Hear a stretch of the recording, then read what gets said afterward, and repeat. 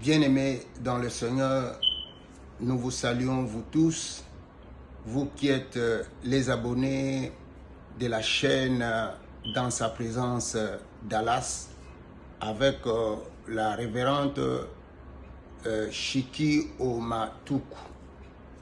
Que la gloire soit rendue à notre Dieu parce que c'est ce matin nous qui sommes au rendez-vous avec vous pour ce moment de partage de la parole de Dieu.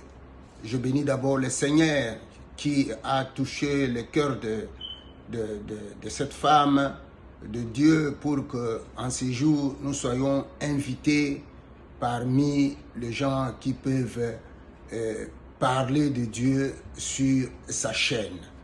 Nous sommes donc le pasteur Pierre Ebikende. Nous paraissons beaucoup dans les réseaux sociaux avec la mission chaudière, l'intercession pour Congo-Kinshasa. Mais aujourd'hui, nous ne sommes pas dans ce cadre-là précis. Je l'ai bien dit, nous sommes dans sa présence, la présence de Dieu. Le sous-thème qui nous a été demandé de parler en ces jours, c'est l'un des mystères de la croix. Parce que dans la croix, il y a beaucoup de bénéfices que Dieu a pourvus à l'humanité.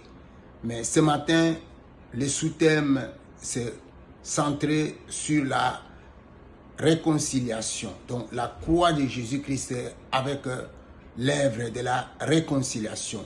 Que Dieu soit béni. Nous voulons lire un passage biblique pour que nous puissions entrer dans la substance de notre exhortation de ces jours. Nous sommes donc dans Romains.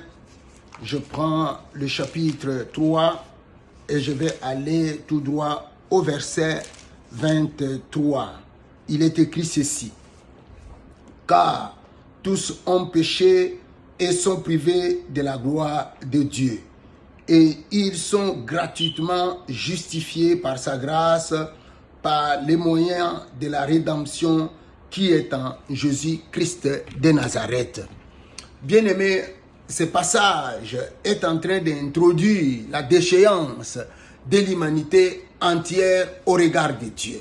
Bien-aimés, ce que nous devons comprendre est que tous, nous sommes des pécheurs sur cette terre. Et notre péché a commencé avec notre ancêtre premier qui est Adam. Pas besoin de vous rappeler ce qui s'est passé au jardin d'Éden, mais ce qu'il y a de comprendre au regard de ce verset de Paul à l'église de Rome est que tout celui qui a péché, il est privé de la gloire de Dieu. Cela veut dire que il est séparé de Dieu. Cet homme-là qui est pécheur, celui-là qui est dans un état de péché, celui-là qui a péché, il ne vit pas, il ne jouit pas de la gloire de Dieu. Il est privé, comme la Bible le dit, il est privé de la gloire de Dieu. Cela veut dire qu'il est privé de beaucoup de choses qu'il peut avoir auprès de Dieu.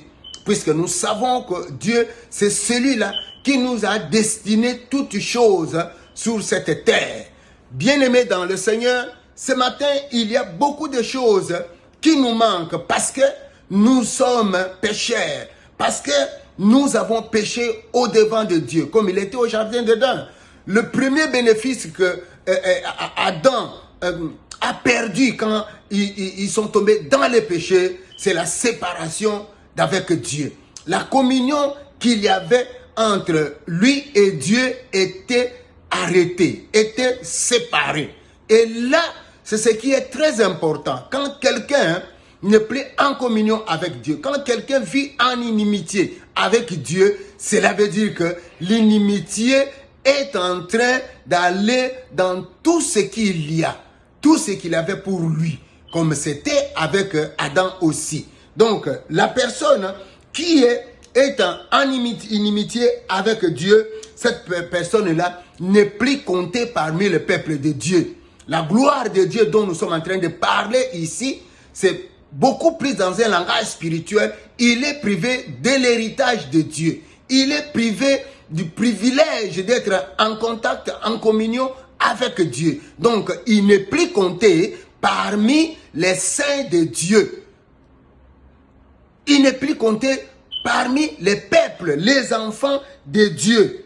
Il est privé de la gloire de Dieu. Cela veut dire qu'il n'a plus le droit des promesses des alliances de Dieu.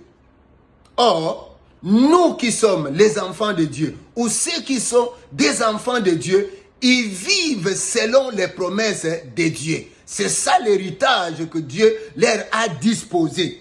Donc cet homme-là, qui est déchu par le péché, il n'est plus en communion avec Dieu. Il n'a plus le droit d'être en relation